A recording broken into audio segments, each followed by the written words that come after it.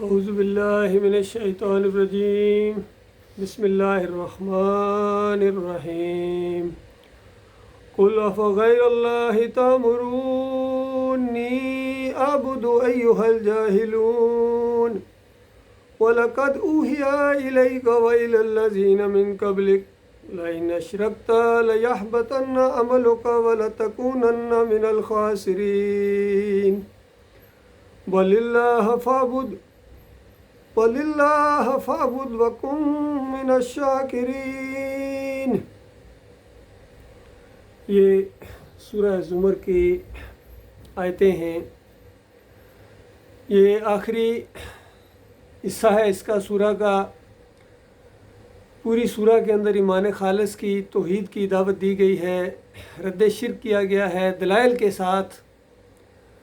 غور و فکر کرنے والوں کے لیے اس میں بڑی نشانی ہے، اور آخر میں خلاصے کے طور پر گویا پورے قرآن کا خلاصہ ہے، پوری سورہ کا خلاصہ ہے، پورے اس نظام زندگی جو انسان کو پیدا کیا گیا ہے اس کا ایک خلاصہ بیان کیا گیا ہے کہ انسان کا اختتام کہاں ہونا ہے، کیسے اس نے آگے جانا ہے، اور آگے جا کے جو دو ٹھکانے بننے ہیں، دو گروہ بالکل علیحدہ کر دیے جائیں گے۔ ایک گروہ نے جنت کی طرف جانا ہے، پھر ہمیشہ اس کے اندر رہنا ہے، اور دوسرا گروہ ہے جو جہنم میں دھکیل دیا جائے گا اور پھر ہمیشہ اس کو اسی میں رہنا ہے۔ گروہ زمر، اسی لیے اس سورہ کا نام سورہ زمر رکھا گیا۔ دو گروہ، دو ٹھکانے۔ یہاں اسی بات کو ذرا کھولا گیا ہے اور احساس دلایا گیا کہ آج تمہارے سامنے یہ توحید کی دعوت دی جا رہی ہے، تمہیں اللہ کی طرف بلایا جا رہا ہے۔ تمہارا اپنا مالک ہے جس نے تمہیں پیدا کیا ہے، ایک ایک چیز اس بات کی گواہی دے رہی ہے۔ تمہارا وجود، جس زمین کے اوپر تم رہتے ہو، یہ زمین، یہاں رہنا، یہاں نباتات کا اگنا، اور جو کچھ تم کھاتے ہو، اللہ کی نعمتیں، یہ ساری اسی زمین کے اوپر جو کچھ دیکھتے ہو۔ آسمانوں کی طرف نگاہ اٹھاؤ، سورج، چاند اور ستاروں کو دیکھو، ایک ہی چیز آپ کو نظر آ رہی ہے کہ ایک ہی ہستی ہے جس نے ان سب کو بنایا ہے اور وہ اکیلا ان کو چلا رہا ہے۔ تو اس اللہ کی طرف میں آپ کو دعوت دے رہا ہوں، کوئی اپنی بات نہیں کر رہا ہوں، یہ کہ میری اپنی اجتہادی یا کوئی ایک تحقیقی بات نہیں ہے کوئی جو میں آپ سے منوانا چاہتا ہوں، بلکہ یہ ایک حقیقت ہے کہ تم پیدا ہوئے ہو، پیدا کرنے والے نے تمہیں یوں ہی نہیں چھوڑ دیا ہے، سارا انتظام کیا اس نے، رہنمائی کا، کتابیں اتاری، انبیاء کو بھیجا، دو راستے کھول کے اس نے تمہارے سامنے رکھ دیے ہیں۔ ایک اللہ کی بندگی کا راستہ ہے، اللہ کی فرما برداری، اور پھر اس کے اوپر جم جاؤ، ثابت کرو، اپنے عمل سے ثابت کرو کہ تم اللہ کے بندے ہو، اور اللہ کے علاوہ تم کسی اور کی بندگی کا کلاوہ برداشت نہیں کرتے ہو۔ اللہ کے دوستوں، اللہ کے بندوں کے تم دوست ہو، ان کے لیے گویا بچھ جانے والے، اور جو اللہ کے باغی ہیں، اللہ کے دشمن ہیں، وہ گویا تمہارے دشمن ہیں۔ اس طرح الحب للہ والبغض للہ، اللہ ہی کے لیے محبت اگر کسی چیز سے کرو، جس چیز سے بھی آپ محبت کرو خالص اپنے مالک کی وجہ سے، اور جس چیز سے ناراضگی کرو اس سے دشمنی رکھو، بغض رکھو، وہ بھی اپنے مالک کی وجہ سے، کسی اور وجہ سے نہیں، کوئی اور تمہارا معیار نہ ہو دوستی اور دشمنی کا۔ بس ایک اس بات کو اگر تم سمجھ جاؤ تو تم صحیح معنوں میں اللہ کے بندے ہو، عبد الرحمن ہو۔ تو میں تو دعوت یہ تمہیں دے رہا ہوں، اب تم اس کے مقابلے میں تم مجھے دعوت دے رہے ہو، تم مجھے کہہ رہے ہو کہ میں تمہارے شرک کے اندر تمہارا پارٹنر بنوں، تمہارا حصہ بنوں، تمہارا کچھ ہم خیال بن جاؤں، تمہارے ساتھ میں معاونت کروں، تو یہ کیسے ممکن ہے؟ قل کہو ان کو افغیر اللہ تأمرونی اعبد ایھا الجاہلون، اور جہلو، تم یہ چاہتے ہو کہ میں غیر اللہ ہوتا ہے اللہ کے علاوہ جو بھی ہے، اللہ کے علاوہ جو بھی ہے، جتنی بھی اللہ کی مخلوق ہے وہ غیر اللہ ہے۔ تو کیا تم مجھے یہ کہتے ہو کہ میں اللہ کو چھوڑ کر میں فرشتوں کو معبود بنا لوں، یا انبیاء کو معبود بنا لوں، مشکل کشا بنا لوں، درختوں کو پوجوں، اور پہاڑوں کی بندگی کروں، یا سورج، چاند، ستاروں کی، ان کے سامنے میں جھکوں، ان سے مانگوں، ان کے چڑھاوے چڑھاؤں، ان کے عرس اور میلے کروں جس طرح تم کرتے ہو؟ سب کچھ تم کر رہے ہو، ان کی پکاریں لگا رہے ہو، کبھی ابراہیم علیہ السلام کو پکارتے ہو، کبھی لات، منات، حبل کو پکارتے ہو، اور تم یہ چاہتے ہو کہ میں بھی ان کو پکاروں، پھر تمہارے دل کو شانتی ملتی ہے۔ اور میں جب کہتا ہوں یہ شرک ہے، اس کی وجہ سے تمہیں بہت بڑے عذاب کے اندر دھکیل دیا جائے گا، چاہے آج کے چودھری ہو، راجہ ہو، مہاراجہ ہو، سردار ہو، خان ہو، جو بھی تمہارا منصب ہے، مال والے ہو، بڑے پڑھے لکھے بڑے سمجھدار دنیا والے تم کو کہتے ہیں، لیکن میں تمہیں بتا رہا ہوں کہ تمہیں ہمیشہ کی آگ کے اندر رکھا جائے گا، ذلیل و خوار تمہیں کیا جائے گا، اس وجہ سے کہ تم اللہ کے علاوہ کسی اور کو پکارتے ہو، کسی اور کی نظر و نیاز کرتے ہو، انبیاء کے بندے بن گئے ہو، حالانکہ انبیاء اللہ کے بندے تھے، وہ اللہ کی طرح لوگوں کو بلایا کرتے تھے۔ اور ابراہیم علیہ السلام وہ تو یکسو مسلم تھے، ایسے فرما بردار اللہ تعالیٰ کے کہ فرما برداری کا اور وفا کا حق ادا کر دیا انہوں نے، اور شرک کے ایسے دشمن تھے کہ ایک دبا بھی ان کے نامہ اعمال کے اوپر شرک کا نہیں تھا۔ تم ان کے ساتھ نسبت جوڑتے ہو، تمہیں ان کے ساتھ کیا تعلق ہے؟ اور پھر مجھے بھی کہتے ہو کہ میں تمہارے اس کفر و شرک کے اندر، نافرمانی کے اندر میں تمہارا حصے دار بنوں تاکہ سب مل کے ایک جیسے ہو جائے۔ کیسے ہو سکتا ہے؟ جاہلو، اپنا وقت برباد کرتے ہو، ابھی تک تم نے میرے سے یہ امیدیں لگا کے رکھی ہوئی ہیں۔ اس انداز سے وہاں ان کو جھنجھوڑا گیا اور بتایا گیا وَلَقَدْ أُوحِيَ إِلَيْكَ وَإِلَى الَّذِينَ مِن قَبْلِكَ۔ ایک آدمی ہے، تھوڑا سا بھی اگر سینس رکھتا ہے، وہ تو ویسے بھی ایسی جہالت کے اندر نہیں جائے گا، اور جو مومن ہو، اللہ کے اوپر ایمان لے آیا ہو، اور پھر نبی کا تو سوال ہی پیدا نہیں ہوتا ہے کہ وہ نبی کسی اور کی بندگی کرے، کسی اور کو سجدے کرے، کسی اور کو رکوع کرے، کسی اور کے چڑھاوے چڑھائے۔ نبی ہو کہ اللہ اس کو نبی بنائے، وہی نازل کرے، کتاب نازل کرے اس کے اوپر، یہ کیسے ممکن ہے؟ تو اس طرح نبی علیہ السلام کو کہا گیا کہ آپ ان کو بتاؤ کہ یہ جو باتیں میں تمہارے سامنے کر رہا ہوں یہ میری اپنی نہیں ہے، یہ تو وہی آئی ہے اللہ تعالیٰ کی طرف سے۔ اور جتنے بھی گزرے ہیں اس سے پہلے، چاہے کتابیں نازل ہوئی ہوں، تورات ہو، انجیل ہو، زبور ہو، اور جو انبیاء جتنے بھی گزرے ہیں سب کی طرف یہ وہی اسی طریقے سے کی گئی ہے، اور کہا گیا کہ لَإِنْ أَشْرَكْتَ لَيَحْبَطَنَّ عَمَلُكَ، اگر تم نے شرک کیا تمہارا عمل ضائع ہو جائے گا۔ اب غور کیجئے اس بات کے اوپر، سورہ ابراہیم کے اندر بھی اس انداز سے بتایا گیا کہ کافروں کے اعمال کی مثال ایسے ہے جس طرح راکھ کا پہاڑ ہو، اور ہوا چلتی ہے، آندھی چلتی ہے، ایک ذرہ بھی وہاں نہیں رہتا ہے۔ تو اس طرح کفر کرنے والے، شرک کرنے والے، ان کے اعمال جو ہیں یہ برباد ہو جائیں گے۔ اور مثال کے طور پر اللہ نے سمجھانے کے لیے سورہ الانعام کے اندر 18 نبیوں کا ذکر کیا اور ان کی تعریفیں کی اللہ نے، اور پھر آخر میں فرمایا وَلَوْ أَشْرَكُوا لَحَبِطَ عَنْهُمْ مَا كَانُوا يَعْمَلُونَ، اگر یہ بھی شرک کرتے ان کا عمل ضائع ہو جاتا۔ اور یہاں سورہ زمر کے اندر سارے نبیوں کا ذکر کیا، براہ راست مخاطب کیا اللہ کے آخری رسول محمد صلی اللہ علیہ وآلہ وسلم کو، اور زور دے کے کہا لَإِنْ أَشْرَكْتَ، اگر تو نے بھی شرک کیا۔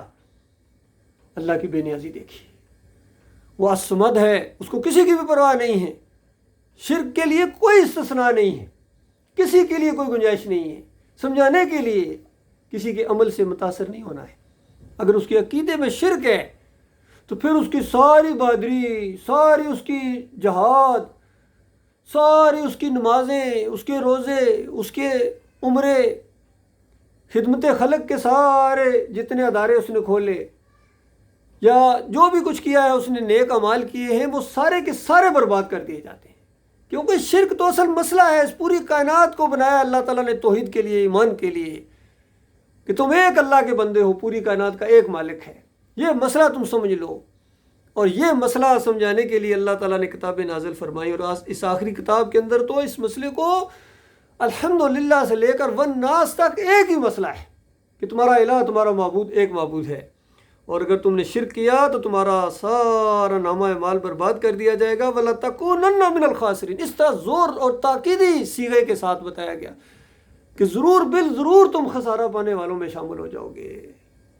وَلِلَّهِ فَاعْبُدْ، بلکہ تم اللہ کی بندگی کرو، شرک نہ کرنا، عمل ضائع ہو جائے گا، اور اللہ کا شکر ادا کرو کہ اللہ نے تمہیں اپنا بندہ بنایا ہے، تمہیں پیدا کیا ہے اس نے اپنی بندگی کے لیے، تمہیں اللہ کا شکر ادا کرنا چاہیے۔ اللہ کی فرمانبرداری کرتے ہو تو اللہ کا شکر ادا کرو، مالک نے توفیق دی ہے، اس کی توفیق کے بغیر نہ کوئی نیک عمل کر سکتا ہے اور نہ کوئی برائی سے بچ سکتا ہے۔ جو کوئی برائی سے بچا ہے وہ اپنے مالک کا شکر ادا کرے، اپنے رب کا شکر ادا کرے، اس نے مالک نے دل کھولا ہے اسلام کے لیے، جس کا مالک دل کھول دیتا ہے اس کو سمجھ آ جاتا ہے کہ اللہ کی فرمانبرداری ہی صحیح معنوں میں سمجھداری ہے، عقل مندی ہے، فائدہ ہے اس کے اندر۔ اپنا فائدہ ہے، اپنے اہل و عیال کا فائدہ ہے، اور اپنی قوم کا، پوری انسانیت کا فائدہ اسی کے اندر ہے کہ تم اللہ کے بندے بن جاؤ اور پھر اللہ کی طرف بلاؤ اور اللہ کی بندگی کے اوپر جم جاؤ۔ یہ ہے صحیح معنوں میں سمجھداری۔ اس انداز سے بتایا کہ اللہ کا شکر ادا کرو، اللہ ہی کی بندگی کرو، وَقُم مِّنَ الشَّاکِرِین، شکر ادا کرو، اس نے تمہیں اپنی بندگی کے لیے پیدا کیا ہے۔ کتنی اور مخلوق ہے، گنی نہیں جا سکتی، اتنی مخلوق ہے، ساری مخلوق میں سے نمبر 1 تمہیں بنایا، بتاؤ اس سے بڑی کوئی بات ہو سکتی ہے؟ کتنی عزت دی ہے انسانوں اس نے تمہیں، مالک نے، تمہیں اس پر شکر گزار ہونا چاہیے تھا۔ اپنی ساری مخلوق کو تمہاری خدمت میں لگا دیا، اندازہ لگائی، بڑی بڑی کہکشائیں ہیں تمہاری خدمت کر رہی ہیں، سورج چاند ستارے تمہاری خدمت کر، تمہارے خادم ہیں۔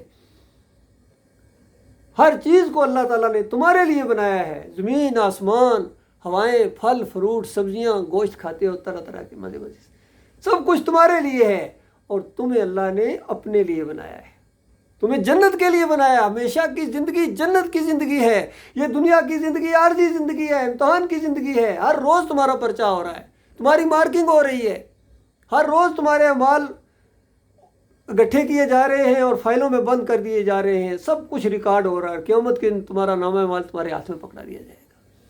یہ سب کچھ اللہ تعالیٰ نے کھول کھول کر بیان کیا ہے۔ اور پھر مالک فرماتا ہے وما قدر اللہ حق کا قدر، ان انسانوں نے اپنے مالک کی قدر نہیں کی ہے۔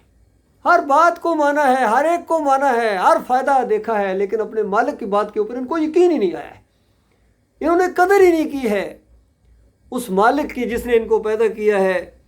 سنو اس کی قدرت کا یہ حال ہے، اس کی ذرا شان کو دیکھو۔ دنیا میں تم متاثر ہو جاتے ہو، چھوٹی چھوٹی چیزوں سے متاثر ہو جاتے ہو، لیکن ذرا مالک کی شان دیکھو کہ جب قیامت کا وہ دن آئے گا تو یہ پوری کائنات، سارے کے سارے آسمان اور یہ زمین اس کی مٹھی کے اندر ہوگی۔ اس کی مٹھی کا اندازہ لگاؤ، اس کی شان کا اندازہ لگاؤ۔ اللہ اکبر جب کہتے ہو تو پھر غور کرو کیا کہہ رہے ہو، کس شان، کس مالک کی تم بندگی کر رہے ہو، بڑائی بیان کر رہے ہو۔ پاک اور بالا تر ہے وہ شرک سے جو یہ لوگ کرتے ہیں، یعنی اس کا کیا بگڑتا ہے؟ اگر تم اللہ کے علاوہ کسی اور کو پکارو، کسی اور سے مانگو، اس کا کیا بگڑتا ہے؟ اس کی شان تو بہت ہی بلند و بالا ہے۔ اور اس روز جب سور میں پھونک مار دی جائے گی اور جو سب مخلوق ہے اس کی مر کر گریں گے، اور آسمانوں اور زمین میں جو کچھ ہے سب کو فنا ہونا ہے، اور جس کو اللہ بچائے۔ پھر ایک دوسرا سور پھونکا جائے گا، یکا یک سب کے سب اٹھ کر دیکھنے لگیں گے، یعنی کھڑے ہو جائیں گے، زندہ ہو جائیں گے۔ زمین اپنے رب کے نور سے چمک اٹھے گی، کتاب اعمال لا کر رکھ دی جائے گی، انبیاء اور تمام گواہ حاضر کر دیے جائیں گے، یعنی پوری طرح سارا معاملہ کہ جس کے لیے اس کائنات کو بنایا گیا تھا، یہ سارا سلسلہ چلایا تھا، انبیاء بھیجے، کتابیں اتاری، یہ کشمکش برپا کی، دونوں راستے دکھائے۔ اب اس کے فیصلے کا دن آ گیا ہے اور لوگوں کے درمیان بالکل ٹھیک ٹھاک حق کے ساتھ فیصلہ کر دیا جائے گا۔ ان پر ذرہ برابر کوئی ظلم نہیں ہوگا، اور ہر متنفس کو جو کچھ بھی اس نے عمل کیا ہے اس کا پورا اس کو بدلہ دیا جائے گا، ایک ایک لمحے کا، ایک ایک نیت کا۔ اور مالک وہ ہے جو کچھ تم کرتے ہو اس سے خوب جانتا ہے، واقف ہے ایک ایک چیز کا۔ اور اس فیصلے کے بعد وہ لوگ جنہوں نے کفر کیا تھا، آج نہیں مانا تھا، جہنم کی طرف ان کو گروہ در گروہ جھانکا جائے گا، بڑے بڑے گروہ۔ آج تو حیران ہو کے پوچھتے ہیں اچھا پھر یہ سارے ہی؟ مالک فرماتا ہے گروہ در گروہ، بڑے بڑے لشکر، جتھے جہنم کی طرف ان کو جب دھکیلا جائے گا اور وہاں پہنچیں گے، جیسے اس کے دروازے کھولے جائیں گے، بہت ہی خوفناک قسم کے فرشتے ان کے اوپر جو پہرا دے رہے ہوں گے کھولیں گے، کہیں گے آ گئے کافر و مشرک، آ گئے اللہ کے علاوہ دوسروں کو پکارنے والے، چڑھاوے چلانے والے، عرس اور میلے کرنے والے، پنڈارے بانٹنے والے، ڈالیاں لے کر جانے والے، چادریں چڑھانے والے، یا علی مدد کے نعرے لگانے والے، یا رسول مدد کے نعرے لگانے والے، یا ابراہیم اغثنی کہنے والے، تعویذ گنڈے والے، امام ضامن والے، گائے کے پجاری آگے، گھوڑے کے پجاری آگے، مورتی کے پجاری آگے، جمہوریت کے پجاری، بادشاہوں کے پجاری، اپنے پیروں کے پجاری اور اپنے لیڈروں کے پجاری، اللہ کے علاوہ جن جن کی انہوں نے بندگی کی تھی، جن جن کی بات کو مانا تھا انہوں نے اللہ کے علاوہ، وہ سارے اکٹھے کیے جائیں گے۔ اور جہنم کے فرشتے جیسے ان کو دیکھیں گے کہ اتنی بڑی بڑی فوجیں، بڑے بڑے لشکر آ رہے ہیں، تو ان سے پوچھیں گے ظالموں کیا تمہارے پاس تمہارے اپنے لوگوں میں سے، تمہارے اپنے بھائی انسان کوئی نہیں آئے تھے جنہوں نے تم کو تمہارے رب کی آیات سنائی ہوں اور تمہیں اس بات سے ڈرایا ہو کہ ایک دن یہ دن بھی دیکھنا پڑے گا۔ کسی نے نہیں بتایا، یہ بات تمہارے کانوں کے اندر نہیں پڑی تھی کہ اس دنیا کا ایک دن فیصلہ ہونا ہے اور فیصلہ ایمان پر ہونا ہے، توحید پر ہونا ہے، یہ نہیں کسی نے بتایا تھا۔ اعمال برباد ہو جائیں گے اگر تم نے شرک کیا، کوئی شرک کیا تمہارا عمل ختم ہو جائے گا، یہ کسی نے نہیں بتایا تھا۔ وہ جواب دیں گے ہاں آئے تھے مگر عذاب کا فیصلہ کافروں پر چپک گیا۔ آئے تو کہتے ہیں کسی کو کافر مت کہو جی، مشرک مت کہو، اسے خود کہیں گے کہ کافر مارے گئے، کافروں پر اللہ کے عذاب کا فیصلہ چپک گیا، مالک نے کہہ دیا تھا مشرک مارا جائے گا، یہ نہیں جنت میں جا سکتا۔ تو اس وقت پوری طرح ان کو یقین آ جائے گا اور فرشتے ان کو دھتکارتے ہوئے کہیں گے کہ داخل ہو جاؤ جہنم کے دروازوں میں، یہاں اب تمہیں ہمیشہ رہنا ہے۔ اب غور کیجیے کس قدر بدبختی ہے، کیا جرم کیا کیا تھا انہوں نے دنیا کے اندر، سارے اعمال برباد ہو گئے، اب ہمیشہ کی آگ کے اندر، خون اور پیپ کی وادیوں کے اندر ان کو جب رکھا جائے گا۔ فرمایا کتنا ہی برا یہ ٹھکانہ ہے یہ متکبرین کے لیے، تکبر کرنے والا۔ اصل میں اللہ کی بندگی سے جو بندہ تکبر کرتا ہے، جس طرح دوسری جگہ فرمایا قال ربکم ادعونی استجب لکم ان الذین یستکبرون عن عبادتی سیدخلون جہنم داخرین۔ تمہارا رب کہتا ہے ادعونی، مجھے پکارو۔ بھائی کتنا سادہ یہ انداز ہے، کون سی اس میں چیز ہے جو سمجھ میں نہیں آتی؟ مالک فرماتا ہے ادعونی، مجھے پکارو۔ یہ کہتے ہیں پکارو یا رسول اللہ، پکارو یا ابراہیم اغثنی، یا علی مدد، یا غوث مدد، پکارو۔ بتاؤ اتنی سادہ بات ہے، قرآن کا کس طرح انکار کیا جاتا ہے۔ بڑے بڑے علماء ہیں، ڈگریاں لے کے، سند لے کے، مدرسے چلانے والے، وہ ان کو تعلیم دیتے ہیں، بڑے بڑے علماء، کہ ان کو پکارنا اللہ ہی کو پکارنا ہے۔ تفسیر شبیر احمد عثمانی میں محمود الحسن لکھتے ہیں، شبیر احمد عثمانی اس کی تشریح کرتے ہیں کہ اللہ کے بندوں کو پکارنا یہ اللہ ہی کو پکارنا ہے۔ اندازہ لگائیے، یہ ان کی سمجھ میں آئے، قرآن کا نچوڑ یہ نکلا ہے، ان کو اندازہ لگائیے۔ اللہ کے علاوہ دوسروں کی بندگی کرنے والے، مزاروں کے پجاری، گھوڑے کے پجاری، ہر پتھر کو پوجنے والے کہتے ہیں بس جی اب پتہ چلا ہے، استقامت بڑی دکھائی ہے جی، بس رہبر اعلیٰ ہیں جی، لیڈر ہیں پوری دنیا کے، اسلام کی اب نمائندگی کریں گے، یہ لیڈ کریں گے امت مسلمہ کو۔ اندازہ لگائیے، لیڈ کریں گے۔ یہ صحیح بات ہے اس انداز سے کہ امت مسلمہ جو شرک کے اندر مبتلا ہے، یہ اس کے لیڈر ہیں، سب سے زیادہ توحید کے دشمن، سب سے زیادہ شرک کرنے والے، مزار پوجنے والے۔ نہیں جی دیکھو نا جی کس طرح اللہ یا اللہ یا اللہ کہہ رہے ہیں، تو قرآن پڑھا ہے؟ مشرکین مکہ کا عقیدہ اللہ تعالیٰ بیان کرتا ہے کہ جب ان پر مشکل اور مصیبت آتی ہے خالص اللہ کو پکارتے ہیں، سارے ان کے مشکل کشا، دستگیر اور داتا اس وقت گم ہو جاتے ہیں، خالص اللہ اللہ کرتے ہیں، تو کیا ان کو پکا مومن سمجھنا شروع کر دیا جائے؟ اس پر قائم تو رہو نا۔ یہ مشکل اور مصیبت سے پہلے تمہارے کیا حالات تھے بتاؤ؟ 10 محرم کو اپنا انداز دیکھا تھا، کس طرح سبیلیں لگ رہی تھی حسین رضی اللہ تعالیٰ کے نام کی، گھوڑے کی پوجا ہو رہی تھی، اور 12 ربیع الاول کو ان دوسرے جو مزار کے پجاری ہیں ان کا کیا انداز ہوتا ہے، گلی چوکوں کے اندر مزار کے سامنے سجدہ ریز ہو جاتے ہیں، ہر پتھر کو پوجتے ہیں، عرس اور میلے کرتے ہیں، شرک کے رکھوالے ہیں۔ نہیں جی بڑے جرت والے ہیں جی، بالکل صحیح بات ہے، کفر و شرک کے اوپر ڈٹ جانے والے، اور صبر کیسے صابر ہیں کہ ان کو معلوم ہے ان کو ہمیشہ کی آگ کے اندر رکھا جائے گا، پھر بھی صبر کے ساتھ شرک کے اوپر جمے ہوئے ہیں۔ یہ انداز ہے اللہ کے بندو۔ فرمایا سب کا معاملہ یہ نہیں ہوگا، کچھ دوسرے ہوں گے جنہوں نے اپنے رب کی قدر کی، اپنے رب کے اوپر ایمان لے آئے اور اللہ کی نافرمانی سے ڈرتے رہے، پرہیز کرتے رہے، یہ بھی گروہ در گروہ جنت کی طرف لے جائیں گے، یہاں تک کہ جب وہ وہاں پہنچیں گے کہ اس کے دروازے پہلے ہی سے کھولے جا چکے ہوں گے۔ یہ انداز ایک منظر کشی کی ہے، مومنوں کی اتنی عزت ہے کہ پہلے سے دروازے کھلے ہوئے ہوں گے، اور جہنمیوں کا یہ معاملہ جس طرح جیل کے بڑے بڑے گیٹ بند ہوتے ہیں، جیسا مجرم پہنچتا ہے کھولو اندر داخل کرو اس کو، اس طرح ذلت کے ساتھ اندر کر کے پھر دروازہ بند کر دیا جاتا ہے۔